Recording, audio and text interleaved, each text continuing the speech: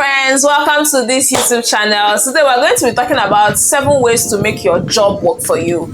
If you have a 9 to 5 and every day you're going to work, and there's also this thing about like everybody should start a business, you quit your job and start a small business. There's that, right? But on this channel we talk about how you balance your business and your job and kind of have a productive life, right? How you build your dream life while you're still having a job and probably having a business on the side, right? So that I'm going to be sharing 7 ways I think you can use your job to work for you, right? Some people go to work day in, day out, and it's like there's nothing, like there's this mundane task. You go to work and you are just, doing what they ask you to do, but like nothing, you are not happy, you are not, fulfilled in what you are doing. I'm going to share ways that you can break out of that and how you can use this job that is actually already paying you salary to break out, to have a productive life, to build the type of life you want, right? The first thing I'm going to share is negotiate for flexibility. Honestly, and this is 2025, I was saying that kind of one of my first, I've had a couple of jobs in the past. One of my first big jobs, I think one thing I enjoyed about it was the remote nature of the job. And I keep telling people that no matter the job I get, I don't think I'll be able to, go full-time into the office. Yes, we'll go to the office once in a while, but I don't think I'll ever get that job that will require me to go full-time in the office, right? If you already have that, if you're already going full-time into the office, one thing you should think of ways to do is to negotiate for flexibility. Can you take more days out of the office, right? Can you have, even if you have 5 working days, to maybe work from home for 2 times or once in that week? And it's not just working from home so that you will lounge, it's working from home so that you can use that extra time to do what you want to do something for your life. 2, can you negotiate for your leaves, right? Your leave days, don't use it to work. There's this thing about in your leave days you should be sleeping, or your weekends you should be sleeping. Try to have boundaries when it comes to your work life. It's not work-life balance per se, it's work. Have boundaries when your work ends so that you will have enough strength to build your dream life, right? So have that boundary. Your leave days should be for leave, it should be for building your side hustle, it should be for investing in the type of life you want. That's a way to make out something more out of your job. So negotiate for flexibility, right? When you're at work, Jim Rohn talks about it. When you're at work, be at work. But when you're playing, be playing. So that way you are not at work and you're missing playing time, or you are not playing and you're missing work, right? Because sometimes some of us do it.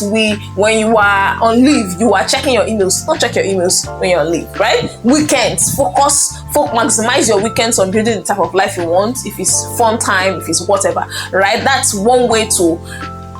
the first way. Negotiate for flexibility, and that flexibility can look like different things, right? Negotiate for flexibility. Number 2 way I think that you can make your job work for you is to leverage company resources.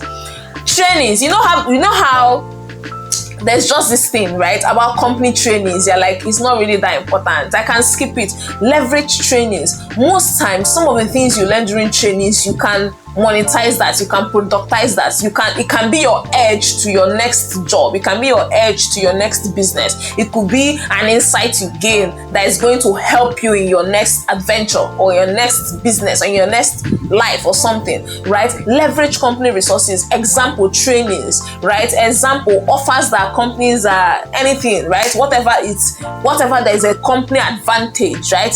Free meals in the office. Leverage company resources, whatever that looks like. Trainings, publications, articles. I think that, let me tell you my own story. I think in my office something happened, and we are trying to do a lot of promotions on financial inclusion topics. I work in the financial space, right? We're trying to do promotions, and a lot of people were not like, I'm not sure. I don't know if it was shyness or like people were just tired and like that's like an added work, right?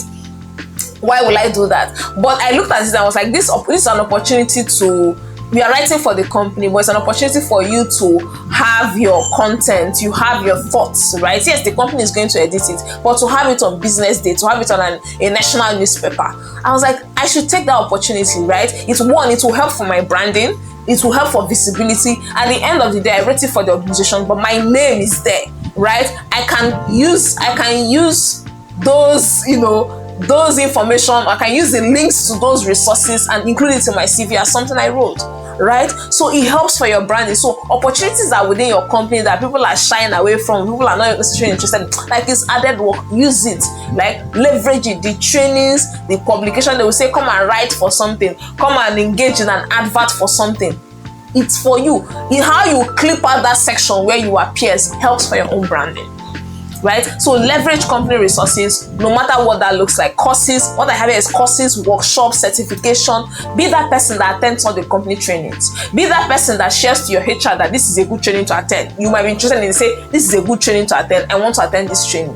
Be that person that maximizes those resources, right? It will help you with current skill, transferable skill, and also try to look for company resources that don't really have anything to do necessarily with the job, right? It could be participate in page promotion, helps with their social media campaign, maybe but you're an accountant, help. You will learn something there that will be useful to you, right? For example, let's say if you're an accountant, you're working in the Big Four example and you're auditing, and your company wants to do a campaign, a social media campaign, and say volunteers, you raise up your hand and you participate. It will give you a different perspective on like social media, and you can use that to build your own social media and monetize your account knowledge without paying anyone. You've gained social media skills, right? But you know that some of those things are it will require you to give to give away an additional aspect of your time. But then that's something you're going to learn. That's a way to make your job work for you. Try to volunteer for different things that have nothing to do with your job, and that will really help. Number 3, third thing I want to talk about is use your work to build skills. One time in my company, there was a time where we were very lean, so we were doing a lot of things. Let me tell you how I started. You can check me out on LinkedIn. How I started my LinkedIn. We were very lean. I think we're just 3 persons in the company, and I was just like, there were lots of work, and I'm not even sure. Like I didn't intentionally think about it, but in kind of hindsight, I'm looking back and I kind of see where all those things came from. That was how I started managing my company's social media. That was how I learned about graphics, how to write captions, how to do this and this and this. Eventually, we got people to, let me tell you what happened. So I managed the company page for like, let me say 3 to 6 months, right? I was doing the creative. That was when I started learning about like what social media is, how to write caption, how to design creatives, things like that. What will make people catch people's ideas. I learned the whole social media thing. Then when we now got someone, I was trying to get them to do it the right way. I've been doing it and we've been getting traction. But like we reverted back to the organizational way of doing things. It wasn't just me handling it, like we reverted back. And then it was like every day I was kind of pushing my idea. I was just like, why am I like so much engrossed in trying to build the company page? I have my own page. Shouldn't I be focused on building my own page? Right? That was where I had the eureka. I was like, all these skills I'm telling them to what to do on LinkedIn, what to do on Instagram, I can actually do it on my own page. That was how I started my social media journey.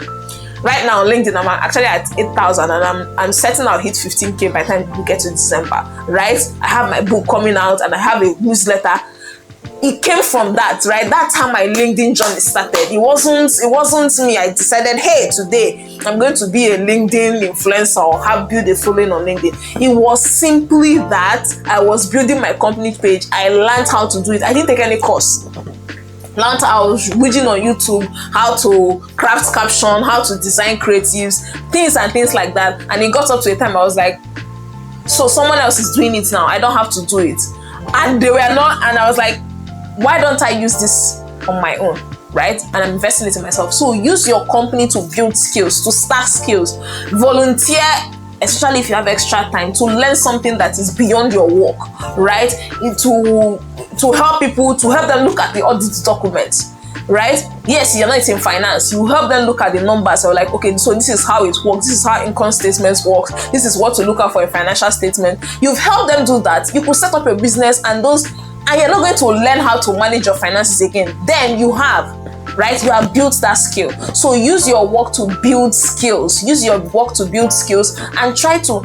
So there's something happening in 2025, which is like the ways of working are changing. Like things are really shifting around with the evolution of AI and things like that. People who are going to be successful are people who have stacked skills, and you don't stack the same skills, right? Example, you're an accountant, you have your ACCA, you are a chartered accountant, that's not the right way to go in 2025. You stack adjacent skills and skills that are kind of different from you. So if you're an accountant, you learn something about social media, you learn something about communication and presentation and leadership. You look for skills that are going to complement. So you are the accountant and you can, let's say you can do MC, right? You can communicate, you can move an audience. What is that going to happen? Then you write a book, you promote your book, now you have become an author, then you're going for a leadership conference, then you're a chartered accountant, then you can be on a board. You see how, like, even though you're an accountant, you see that they will have your success ratio, your success odds will be quite different, right? I know I've said it fast, but look at it, there are two accountants. One is taking a upward journey, which is you're an accountant, you get your certification, you become a chartered accountant, and you are an auditor or something. That's your trajectory. One person is an accountant, the person has learned communication, right? And probably is their company MC. For events and social events, their company anchor if they have events. And she starts posting clips of those company events things that she's anchoring on social media. She has also learned social media. Then another organization or something, her friend will not say, this is your thing that you're always organizing, or come and do for my own company, or come and do something. Then they'll pay you something. They'll pay you a small token, because usually when you start, you are not get paid because they just started. Everybody knows they just started, right? So they pay you something. Then after that, there is a foundation having something. This is an accountant too. You go on a weekend. You now write a book, you have built a social media following, you are now an author, you now see a grant opportunity for a fellowship program somewhere for 6 weeks. You take leave from your office, you've gone. Who do you think has possibility? One, that person that has communication skills, social media presence and things like that, their odds ratio, their network has, evolved, is different from someone who is just building up that trajectory. Yes, some people also say like, I don't want that. That's also true, right? But if it's something that you're interested in, use your work to build skills. Volunteer for things that you might not necessarily be qualified for, but like everybody will cut you a slack that you are an accountant, but you want to anchor the meeting, right? You want to anchor the event for the program they have in the office, right? So use your work, use an opportunity to build skills, right? Use this an opportunity to practice, things that you wouldn't have, done on a normal day, and look for adjacent skills. Don't build one stack of skill, right? If you take anything away from this video, this is one thing that is very important. Don't build the same skill stack. The same skill stack is that skills that look alike, right? Have one skill across. I'm sure that hopefully I get to do a video on that. Like, there are different sets of skills. There's like technical skills, there's strategic skills, there's communication skills, and there's like networking skills, like people skills. Don't try to build. Don't let all your skills be from the same stack. That you're a comms person. Everything you know is about communication. You don't learn anything about people, you don't learn anything about technical, you don't learn anything about strategic, right? Try to have skills from different stacks. Yes, you might not be perfect. Somebody who has been technical all their life is going to also be better than you when it comes to technical reasoning or technical whatever, right? But at least in the conversation, you will contribute something. You wouldn't be a novice, you wouldn't be dumb, and you wouldn't be looking like someone who doesn't know anything, right? Try to know something about each skill stack, that you can be strategic in a leadership meeting, you can be present there and make strategic contributions. And technically you are sound. In communication wise, you can share your thoughts and ideas without any without stuttering. And what's the last one? People, when it comes to managing people, that you have something there. So build adjacent skill stacks, and your work is a perfect place to do it safely. People wouldn't judge you, right? That's the third one. We're still on number 3. Number 4 is network internally. The rule in networking is always that each person whoever is going to help you is kind of 3 to 5 persons away from who you know. So if you know somebody in your office, whoever is sitting beside you in your desk knows 3 to 5 persons that might help you, right? Or they know someone that knows someone. Like, there are 3 to 5 persons away from that person that would buy your product, invest in your business or something. They know someone that knows someone, like 3 to 5 persons away, whoever they know, next person, right? So try to network. People have opportunities, people know things, and sometimes the thing about knowing people and things like that is that the person might not even know the value of who they know. Maybe their brother is working in something, but it's just their brother. They don't even see that. But once they share with you, you're able to see an opportunity there. So try to network internally, your colleagues, your managers, everybody. And nobody is what's the word? People know people, right? Whether it's your gate, don't neglect anybody. Network upwards, network sideways, your colleagues, and network downwards, right? So try to know people and try to engage with people, right? So networking is, if you're in the corporate space, you know you would always network. Number 5 thing is find mentors at work. I know mentoring is such a and it also depends. Let me tell you, the truth about mentoring is this.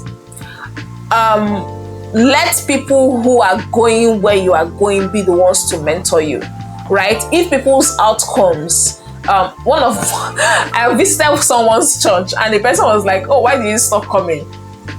I never actually really shared, but the truth was that when you are in a community, when you join a community, what you are going to look at is people's outcomes. When you look at the people around and when you interact with the people, they are not going where you are. They are not where you want to go. If you're a sensible person, you leave that community, right? So that applies to each other, applies to every other thing. When you are picking a mentor, what you are picking is someone who is where you want to be. If people in your office do not have the outcomes you are looking for, you can have mentors outside your work. So I have mentors, get mentors at work, but this might not necessarily apply. So that's something to point out. And I know there's also a shift in mentoring these days, which is around sponsors, because mentors are people you can talk about day to day and they'll tell you what to improve on or what to do next, how to manage your day-to-day relationships. But what you genuinely really need is sponsors. Sponsors are people who will speak about you in rooms that you want to enter, right? Rooms and opportunities that will be suited to you, so they know you well. They might not handhold you, prepare you for that opportunity, right? But they're going to recommend you for an opportunity, so you better come prepared, right? So that's the difference. That's why you kind of need a mentor that's going to, example, you want to be promoted, right? You need 2 types of persons. One is a mentor that is going to tell you, okay, document your wins, do this, approach your manager in this way, prepare you for that meeting with HR, prepare you for that meeting with your manager to say that I think I'm due for promotion and things like that. But a sponsor is someone that is going to, in that board meeting, say we actually need this role in this organization, and I think this person is suited for that role, right? So they are going to mention your name in rooms. So you also need to, I think sponsors are very much important than mentors, right? There are lots of resources online that you can mentor yourself in, right? Learn, be a self-taught person, and you can also have conversations with people, like not have like the rigid mentorship thing. There are different ways to look at it, but I think I would prioritize having sponsors over mentors, right? But find mentors, you find them at work. And I also think that most times, if people see that you have other passions outside work, they find it easier to mentor you or sponsor you in that area as opposed to in the workplace. Let's say, it also depends on your workplace. Depending on your workplace culture, you could have somebody that knows that you sew dress, and they will tell everybody they know that you sew dress. Like, they will be your biggest announcer. They will tell everybody they know that you sew dress and you can make dress for them. But if you're asking them to pitch you for promotion, they wouldn't want to do that. So you also need to kind of figure out, like, from relationships, what you want out of it. If somebody is going to resist sponsoring you or mentoring you when it comes to a workplace, is there something that, beyond the workplace they can mentor you? People are open to that. If you say, oh, I have this side business I'm doing on Saturdays and Sundays, people are willing to kind of, see what's up with that and say, oh, come and do this for me. Come and, bake something for me because I know you bake. Bake something for me. Make something for me. They are fine with that. But when it comes to, in the board meeting, mention my name for promotion, they might resist that. So you should also think about that. Number 6 way to get your job to work for you is to document your wins. And this is also kind of very tricky depending on where you're working. And what I'm putting here, I wrote here document your wins, but I want you to document your wins and share them. Might not necessarily be internally, but share them externally. if you watch some of my videos, I keep saying it, the world is changing, right? Most times there's also a resistance about people building brands within organizations, but you should try to build a brand beyond your organization, because your organization is not your entire life. You might be required to leave or to move on, or you have different priorities and things like that, right? So document your wins and share them publicly, right? And you must understand your organizational code of conduct towards sharing your wins publicly. Preferably, if you're a professional, share your wins on LinkedIn, right? And remove whatever that is going to identify, right? Identify your organization, or identify things like that. Document your wins, share. Yes, sharing internally can help you in negotiating for flexibility, negotiating for jobs, negotiating for promotion, but also try to document your wins and share externally, right? And share with your professional network is going to open up doors for you. There's something that happened even when I started sharing my journey on LinkedIn. I think I shared for a few weeks. I started posting on a few weeks and I got a job offer. And I was like, it wasn't really something I wanted, and I kind of never told anybody, because I didn't really want to go into that. If not, I would have still taken that opportunity, right? So think about it. Document your wins. If people see, and that's the thing, people might not understand the gravity of what you do internally, but when you share it externally, and even when they see it, they see it from a different light. So that's a way to get your job to work for you. Document what you are doing daily and share publicly. Share with the context of your organizational conduct, and don't just share random things. So share accomplishments, share milestones, share how you solve the tricky problem. It will help other people, and it will also attract a good network to you. Number 7 way I wrote here is align your work to your passion. And passion is overrated, right? Passion might be something you're interested in doing. You can do your passions on weekend. I think that as you are starting off in life, you should start up with doing hard things. Try to find available opportunity. I believe that in whatever you find doing, do it well, no matter where you are, and you move up in ladder, move up. It is when you will have money to meet your daily needs, when you have money to meet, your shelter needs, your clothing, your housing, your food, your family. That's when you can talk about like your passion, right? But why most times it's good to kind of do what you're passionate about is because when it gets mundane, you are like, okay, this is what I want to be doing, right? And there's something overrated about passion that people don't also understand, that passion changes, right? Things that you're interested way back when you were younger might not also be what you're interested now.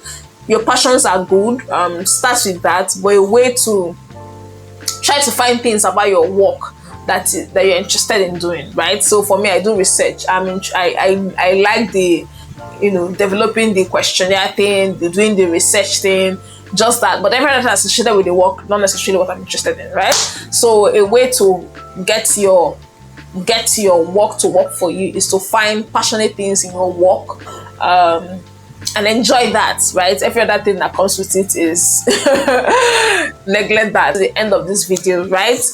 Tell me something that you're going to do today to get your job working for you. Whether it's documenting your wins, whether it's sharing your wins publicly on social media. Let me know which of these resonated with you and which one you're going to start trying today, and see you in the next video.